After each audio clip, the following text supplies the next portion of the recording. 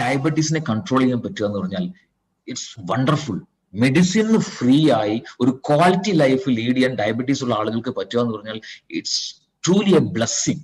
അതിന് സപ്പോർട്ടീവ് ആയിട്ടുള്ള പ്രൊഡക്റ്റ് ആണ് ഐകോഫി എന്ന് പറയുന്ന പ്രോഡക്റ്റ്. സോ എന്തുകൊണ്ടെന്ന് ചോദിച്ചു കഴിഞ്ഞാൽ diabetes is very dangerous. A silent killer ആണ് ഡയബറ്റീസ്. ഒരസുഖമല്ല, ഒരു കൂട്ടം അസുഖങ്ങളാണ് ഡയബറ്റീസ് എന്ന് പറയുന്നത്.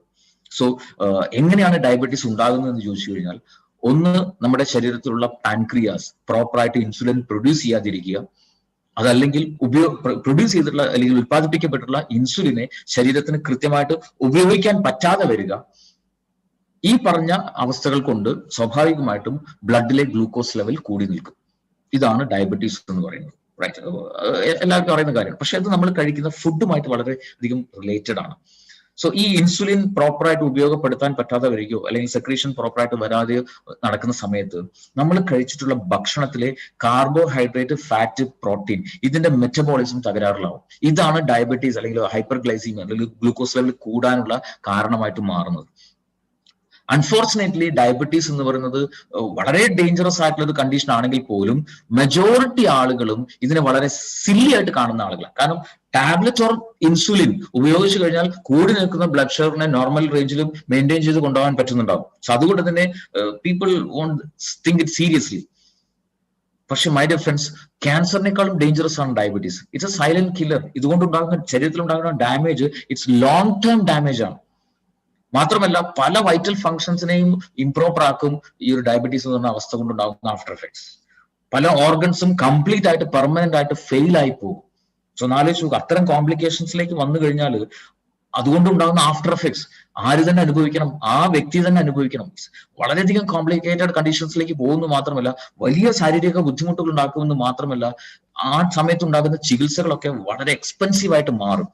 സോ ഒന്ന് ശ്രദ്ധിച്ചാൽ നമുക്ക് ഇത്തരം കോംപ്ലിക്കേഷൻസിലേക്ക് ഒന്നും പോകാതെ ഡയബറ്റീസിനെ നമുക്ക് ഹെൽത്തി ആയിട്ട് മാനേജ് ചെയ്യാൻ പറ്റുന്നുണ്ടാവും. So first we should know what is the reason for diabetes.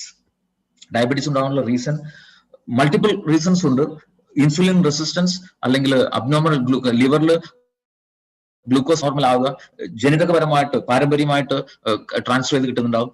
ഒബേസിറ്റിയും അതുപോലെ ഫിസിക്കൽ ഇനാക്ടിവിറ്റി, അമിതമായിട്ടുള്ള വണ്ണവും വ്യായാമം ചെയ്യാതിരിക്കുന്നതും ഡയബറ്റീസിലേക്ക് ലീഡ് ചെയ്യുന്നുണ്ടാവും. പ്രായം കൂടുന്നതിനനുസരിച്ച് വരുന്നുണ്ടാവാം. ബാഡ് ഡയറ്റ് ആണ് ഫോളോ ചെയ്യുന്നതെങ്കിൽ വരുന്നുണ്ടാവും. പ്രീ ഡയബറ്റീസ് സ്റ്റേജിലുള്ള ആളുകൾക്ക് ഡയബറ്റീസിലേക്ക് വരാനുള്ള ചാൻസസ് ഉണ്ട്. റൈറ്റ്. സോ പ്രധാനമായിട്ട് രണ്ട് തരത്തിലുള്ള ഡയബറ്റീസ് ആണുള്ളത്, ടൈപ്പ് 1 ആൻഡ് ടൈപ്പ് 2. പിന്നെ ഒരു ജസ്റ്റേഷണൽ ഡയബറ്റീസ് ഉണ്ട്, ഗർഭിണികൾക്ക് ഉണ്ടാകുന്ന ഡയബറ്റീസ്. ടൈപ്പ് 1 എന്ന് പറയുന്ന ഡയബറ്റീസിന്റെ പ്രധാന റീസൺ എന്ന് പറയുന്നത് ശരീരത്തിൽ പാൻക്രിയാസ് ഇൻസുലിൻ പ്രൊഡക്ഷൻ ഒട്ടും ഉണ്ടാവില്ലെങ്കിൽ വളരെ കുറവായിരിക്കും. ആവശ്യത്തിനുള്ള ഇൻസുലിൻ പ്രൊഡക്ഷൻ ശരീരത്തിൽ നടക്കുന്നുണ്ടാവില്ല. ഇതാണ് ടൈപ്പ് 1. കുട്ടികളിലൊക്കെ ഉണ്ടാകുന്ന ഡയബറ്റീസ്, ജുവനൈൽ ഡയബറ്റീസ്, അതിനൊക്കെയുള്ള റീസൺ എന്ന് പറഞ്ഞാൽ ഈ പറഞ്ഞ അതൊക്കെ ടൈപ്പ് 1 ആണ്. ഇൻസുലിൻ പ്രൊഡക്ഷൻ ശരീരത്തിൽ കൃത്യമായിട്ട് ഉണ്ടാവില്ല. അതുകൊണ്ട് ഗ്ലൂക്കോസ് ലെവൽ എപ്പോഴും ബ്ലഡിൽ കൂടി നിൽക്കുന്നുണ്ടാവും. ടൈപ്പ് 2 എന്ന് പറയുന്ന ഡയബറ്റീസ് ആണെന്ന് മെജോറിറ്റി ആളുകൾ, ഓൾമോസ്റ്റ് 90% ആൾക്കാരിൽ ഉള്ളത് ടൈപ്പ് 2 എന്ന് പറയുന്ന ഡയബറ്റീസ് ആണ്. അതൊരു ലൈഫ് സ്റ്റൈൽ കൊണ്ട് തന്നെ വരുന്ന ഒരു ചേഞ്ചസ് ആണ്. സോ അതിന്റെ റീസൺ എന്താണെന്ന് ചോദിച്ചു കഴിഞ്ഞാൽ, ശരീരം ഇൻസുലിൻ ഉൽപ്പാദിപ്പിക്കുന്നുണ്ടാവും, പക്ഷെ ആ ഇൻസുലിനെ പ്രോപ്പർ ആയിട്ട് ശരീരത്തിന് ഉപയോഗിക്കാൻ സാധിക്കുന്നുണ്ടാവില്ല. ഇൻസുലിൻ റെസിസ്റ്റൻസ് സിൻഡ്രോം എക്സം എന്ന് അറിയപ്പെടുന്നുണ്ട് അത്. സോ ശരീരം തന്നെ ഇൻസുലിനെ റിജക്ട് ചെയ്യുന്നുണ്ടാവും. സോ എങ്ങനെയാണ് അത് സംഭവിക്കണമെന്ന് ചോദിച്ചു കഴിഞ്ഞാൽ, അല്ലെങ്കിൽ അത് എങ്ങനെ ഈ ഡയബറ്റീസിലേക്ക് ലീഡ് ചെയ്യുന്നു എന്ന് ചോദിച്ചു കഴിഞ്ഞാൽ, ഒരു സിമ്പിൾ ആയിട്ട് ഞാൻ പറയാം. നമ്മൾ കഴിക്കുന്ന ഭക്ഷണം, ആ ഭക്ഷണം അത് ഗ്ലൂക്കോസ് ആയിട്ട് കൺവേർട്ട് ആകും. ബ്ലഡിലൂടെ അത് നമ്മുടെ ശരീരത്തിലുള്ള കോശങ്ങളിൽ ചെല്ലണം. നമ്മൾ ശ്വസിക്കുന്ന വായു അതുപോലെ ബ്ലഡിലൂടെ കോശങ്ങളിലേക്ക് ചെല്ലുന്നുണ്ടാവും. ഈ കോശങ്ങളിൽ മൈറ്റോകോൺട്രിയ എന്ന് പറയുന്ന ഒരു ഫർണസ് പോലത്തെ ഒരു ഭാഗമുണ്ട്. അവിടെ ഓക്സിജന്റെ സഹായത്തോടു കൂടി ഈ ഗ്ലൂക്കോസ് കത്തും. എനർജി, വാട്ടർ, കാർബൺ ഡയോക്സൈഡ്, ഈ മൂന്നും ഉണ്ടാകും. കാർബൺ ഡയോക്സൈഡ് നമ്മൾ പുറത്തേക്ക് കളയും, എനർജിയും വാട്ടറും ശരീരം ഉപയോഗിക്കും. ഇതാണ് നോർമൽ പ്രൊസീജിയർ. റൈറ്റ്. ഇവിടെ ഇൻസുലിന്റെ റോൾ എന്താണെന്ന് ചോദിച്ചു കഴിഞ്ഞാൽ സിമ്പിൾ. നമ്മുടെ ശരീരത്തിലുള്ള ഒരു കോശം അതൊരു റൂമായിട്ട് സങ്കല്പിക്കുക. ആ റൂം ഡോർ ഉണ്ട്, അത് ലോക്ക് ചെയ്തിരിക്കുകയാണ്. താക്കോലും പൂട്ടും ഉപയോഗിച്ചിട്ട് ലോക്ക് ചെയ്തിരിക്കുകയാണ്. റൈറ്റ്. ഗ്ലൂക്കോസിനെ അകത്തേക്ക് കയറണമെങ്കിൽ ഈ ഡോർ തുറക്കണം. ഈ ഡോർ തുറക്കാനുള്ള താക്കോലാണ് ഇൻസുലിൻ. റൈറ്റ്. സോ ഗ്ലൂക്കോസ് ബ്ലഡിൽ വരുന്ന സമയത്ത് ആവശ്യത്തിനുള്ള ഇൻസുലിൻ പാൻക്രിയാസ് പ്രൊഡ്യൂസ് ചെയ്യുന്നുണ്ടാവും. ഈ ഇൻസുലിൻ അവിടെ ചെല്ലുന്നു. ഇൻസുലിനെ സ്വീകരിക്കുന്ന ഒരു ഭാഗമുണ്ട്, ഇൻസുലിൻ റിസപ്റ്റർ എന്ന് പറയുന്ന ഒരു ഭാഗം കോശങ്ങളിൽ ഉണ്ടാവും. അവിടെ ഇൻസുലിൻ എത്തുമ്പോൾ ഈ ഡോർ ഓപ്പൺ ആവും, ഗ്ലൂക്കോസ് അകത്തേക്ക് പോകും. Normal procedure, right?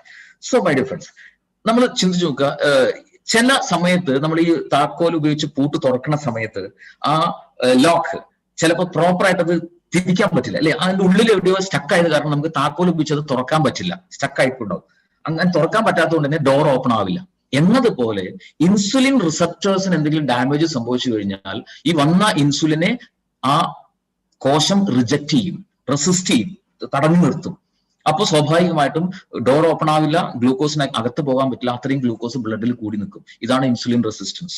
ഇതാണ് ടൈപ്പ് 2 എന്ന് പറയുന്ന ഡയബറ്റീസിന്റെ ഏറ്റവും പ്രധാനപ്പെട്ട റീസൺ, റൈറ്റ്?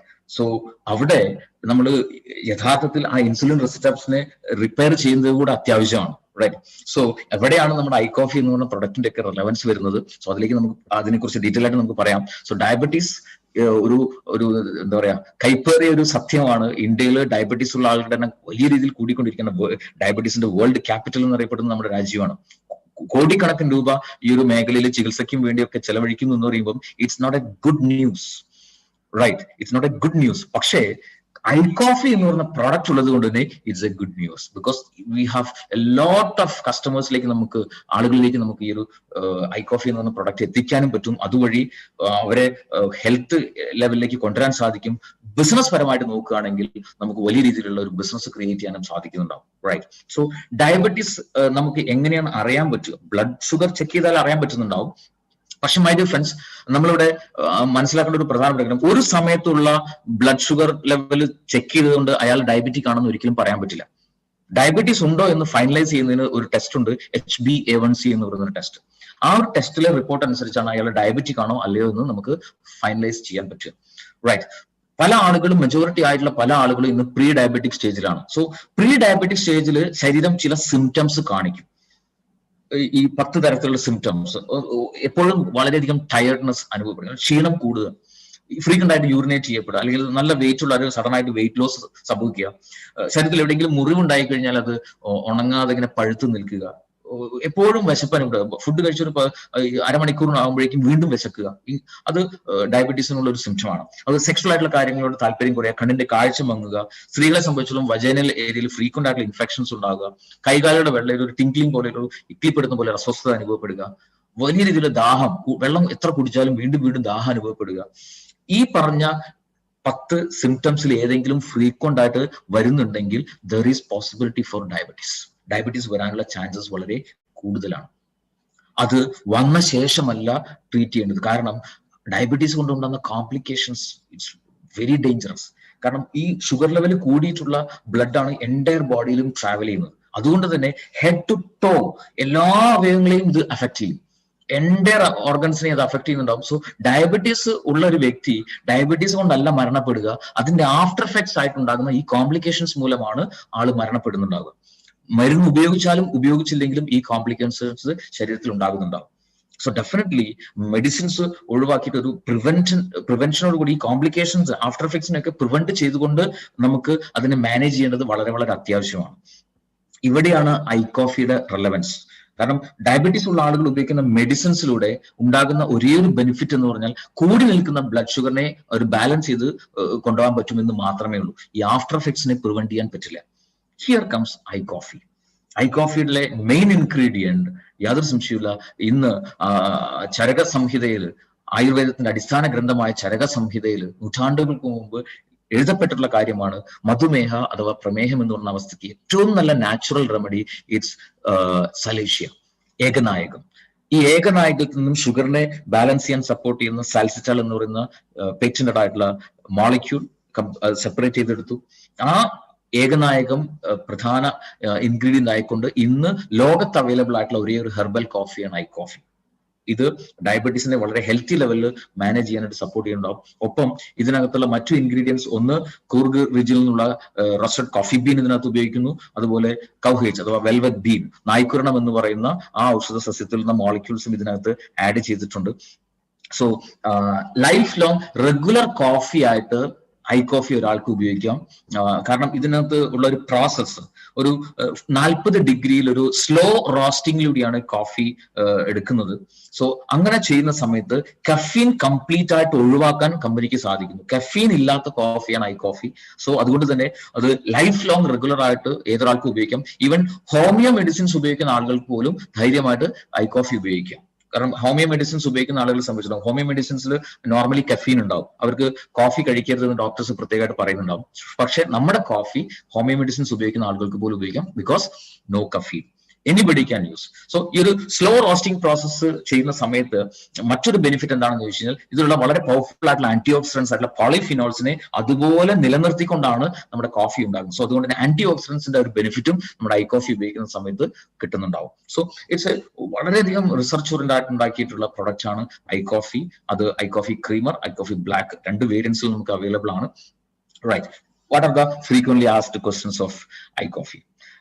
ഏത് തരത്തിലുള്ള ടൈപ്പ് ആയിട്ടുള്ള ഡയബറ്റീസിലും ഇത് ഉപയോഗിക്കാൻ പറ്റും. ടൈപ്പ് 1 ആയിക്കോട്ടെ, ടൈപ്പ് 2 ആയിക്കോട്ടെ, ജസ്റ്റേഷണൽ ഡയബറ്റീസ് ആയിക്കോട്ടെ, ഏത് ഡയബറ്റീസ് ഉള്ള ആളുകൾക്കും നമ്മുടെ പ്രോഡക്റ്റ് വളരെയധികം എഫക്റ്റീവ് ആയിട്ട് ഉപയോഗിക്കാൻ സാധിക്കുന്നുണ്ടാവും.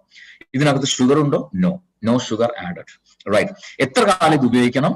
അതും നമ്മൾ ഐപ്പിൾസിന്റെ കാര്യം പറഞ്ഞ പോലെ തന്നെ നമ്മൾ ആഗ്രഹിക്കുന്ന അത്രയും കാലം ഉപയോഗിക്കാം. റൈറ്റ്. സോ റെഗുലർ ആയിട്ട് നമ്മൾ ഉപയോഗിക്കുകയാണെങ്കിൽ അത്രയും കാലം നമുക്ക് ഒരു ക്വാളിറ്റി ലൈഫ് ലീഡ് ചെയ്യാൻ സാധിക്കുന്നുണ്ടാവും. മെഡിസിൻ ഒക്കെ ഫ്രീ ആയിട്ടുള്ള ഒരു ക്വാളിറ്റി ലൈഫിലേക്ക് വരാൻ സാധിക്കുന്നുണ്ടാവും. ഡയബറ്റീസ് കൊണ്ടുണ്ടാകുന്ന ആഫ്റ്റർ എഫക്ട്സ് ഒന്നും വരാതെ പ്രിവെന്റ് ചെയ്തുകൊണ്ടുള്ള ഒരു ലൈഫ് നമുക്ക് ഉണ്ടാക്കിയെടുക്കാൻ പറ്റുന്നുണ്ടാവും. ഇനി മെഡിസിൻസ് ഉപയോഗിക്കുന്ന ആളുകളെ സംബന്ധിച്ചോളം മെഡിസിൻ സഡൻ സ്റ്റോപ്പ് ചെയ്തിട്ടല്ല നമ്മുടെ ഐ കോഫി ഉപയോഗിക്കുന്നത്. എലോങ് വിത്ത് മെഡിസിൻ അവരത് ഉപയോഗിക്കുക. ബിക്കോസ് അവരുടെ ശരീരം മെഡിസിൻസിലായിരിക്കും ബാലൻസ്ഡ് ആയി പോയിക്കൊണ്ടിരിക്കുന്നുണ്ടാവുക. സഡൻ ആയിട്ട് മെഡിസിൻ സ്റ്റോപ്പ് ചെയ്ത് കഴിഞ്ഞാൽ ശരീരത്തിന് ബുദ്ധിമുട്ടുണ്ടാവും. സോ അലോങ് വിത്ത് മെഡിസിൻ ഉപയോഗിക്കുക. ഇംപ്രൂവ്മെന്റ് ഉണ്ടാകുന്നതിനനുസരിച്ച് സ്റ്റെപ്പ് ബൈ സ്റ്റെപ്പ് ആയിട്ട് അവർക്ക് മെഡിസിന്റെ അളവ് കുറച്ച് കൊണ്ടുവരാം. കുറച്ച് മാസങ്ങൾ കഴിയുമ്പോൾ മെഡിസിൻ കംപ്ലീറ്റ് ഒഴിവാക്കി ഒരു ക്വാളിറ്റി ലൈഫ് അവർക്ക് ഐ കോഫി കണ്ടിന്യൂ ചെയ്തുകൊണ്ട് ലീഡ് ചെയ്യാൻ പറ്റുന്നുണ്ടാവും. റൈറ്റ്. ഇൻസുലിൻ ഉപയോഗിക്കുന്ന ആളുകൾക്ക് ഉപയോഗിക്കാം. ഓഫ് കോഴ്സ് ടാബ്ലറ്റ് ആയിക്കോട്ടെ, ഇൻസുലിൻ ആയിക്കോട്ടെ, എന്തുപയോഗിക്കുന്ന ആളുകൾക്കും ഐ കോഫി ക്രീമർ ആയിക്കോട്ടെ, ബ്ലാക്ക് ആയിക്കോട്ടെ ഉപയോഗിക്കാം. എങ്കിലും കൂടുതലായിട്ട് സജസ്റ്റ് ചെയ്യുന്നത് ഇൻസുലിൻ ഉപയോഗിക്കുന്ന ആളുകൾക്ക് കുറച്ചും കൂടെ നല്ലത് ഐ കോഫി ബ്ലാക്ക് ആണ്. കാരണം അതിനകത്ത് നമ്മുടെ ഏകനായകത്തിന്റെ കണ്ടന്റ് വളരെ കൂടുതലുണ്ട്. Then does this lower the sugar? നമ്മുടെ ഷുഗർ ലെവൽ വല്ലാണ്ട് അങ്ങോട്ട് കുറയ്ക്കുമോ? ഒരിക്കലുമില്ല. ഇതെപ്പോഴും ഹെൽത്തി ലെവലിൽ ഷുഗറിനെ മാനേജ് ചെയ്യാനായിട്ടാണ് സപ്പോർട്ട് ചെയ്യുന്നത്. ഒരു റെഗുലേറ്റിംഗ് പ്രോസസ് ആണ് ഇവിടെ ചെയ്യുന്നുണ്ടാവുക. ആവശ്യത്തിന് ഗ്ലൂക്കോസിനെ ബ്ലഡിലേക്ക് വിടുന്ന ഒരു റെഗുലേറ്റിംഗ് പ്രോസസ്സ് ഇവിടെ ചെയ്യുന്നത് കൊണ്ട് തന്നെ എപ്പോഴും ഹെൽത്തി ലെവലിൽ ബ്ലഡ് ഷുഗറിനെ മെയിൻറ്റെയിൻ ചെയ്യാൻ സാധിക്കും. സോ അതുകൊണ്ട് തന്നെ ഡയബറ്റീസ് ഉള്ള ആളുകൾക്ക് ഈ പ്രൊഡക്റ്റ് ഉപയോഗിക്കാം. അതുപോലെ തന്നെ ലോ ഷുഗർ ഉള്ള പ്രോബ്ലം ഉള്ള ആളുകൾക്കും നമ്മുടെ കോഫി ഉപയോഗിക്കാം.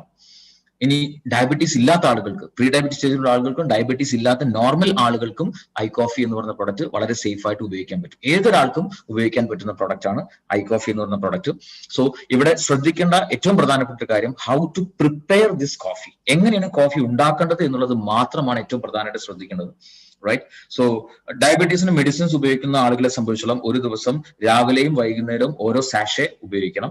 പ്രീ ഡയബറ്റിക് സ്റ്റേജിലുള്ള ആളുകളെ സംബന്ധിച്ചോളം ഒരു സാഷെ ഒരു ദിവസം എന്ന രീതിയിൽ പോലും ഉപയോഗിച്ചാൽ മതി. റൈറ്റ്. സോ എങ്ങനെ ഇത് പ്രിപ്പയർ ചെയ്യുന്ന വെച്ചാൽ നോർമലി ചായയോ കാപ്പിയോ ഉണ്ടാക്കുന്ന പോലെ ഈ കോഫി പൗഡർ തിളപ്പിക്കരുത്.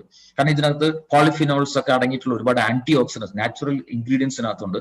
സോ തിളപ്പിക്കുന്ന സമയത്ത് ഉണ്ടാകുന്ന ടെമ്പറേച്ചറിൽ ഈ പറഞ്ഞ നാച്ചുറൽ ഇൻഗ്രീഡിയൻസ് എല്ലാം നഷ്ടപ്പെടും.